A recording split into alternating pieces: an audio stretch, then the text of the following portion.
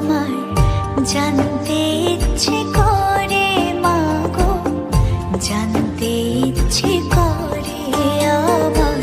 জয় মা কালী। আজ জানুয়ারির 4 তারিখ। 6 তারিখ থেকে কিন্তু শুরু হয়ে যাচ্ছে আমাদের চরমণ্ডল অসত্যতলা অনামিক সংঘের পরিচালনায় শ্রী শ্রী পৌষকালী পুজো। রাস্তায় কিন্তু খুঁটি পড়ে গেছে, আর মাত্র 2 দিনের অপেক্ষা। তোমাদেরকে জানিয়ে দিই, 6 জানুয়ারি থেকে পরপর 5টা দিন কিন্তু আমাদের এইখানে অনুষ্ঠান আছে। বিশেষ আকর্ষণ এবারে কিন্তু রাখা হয়েছে গোপাল ভাঁড়ের থিম। তোমরা জানো প্রত্যেকটা বছরে কিন্তু আমাদের এইখানে নতুন নতুন কোনো থিম তুলে ধরি আমরা। আমাদের হাতে টাইমটা প্রচন্ড শর্ট, আর মাত্র 2 দিন বা কাজের প্রচন্ড পেশা। আমাদের পুজোটা কিন্তু যেখানে প্রত্যেক বছর হয়ে থাকে সেইখানেই হচ্ছে, একদম মেইন রোডের সাইড দিয়ে একটা ছোট্ট গলি, স্থান চরমণ্ডল অশোকতলা। আর মাত্র 2 দিন প্যান্ডেলের কাজ তড়িঘড়ি করে আমরা কিন্তু অনেকটাই গুছিয়ে নিয়েছি। কাল বাদে পরশু আমাদের টোটালটা ম্যানেজ করতে হবে। আমাদের প্যান্ডেলের কাজটা অনেকটাই এগিয়ে গেছে, আর বাকি থাকলো আমাদের চারদিক খোলা মঞ্চটা। আমাদের এই মঞ্চে 6 জানুয়ারি থেকে কিন্তু পরপর 5টা দিন রয়েছে বিচিত্রা অনুষ্ঠান।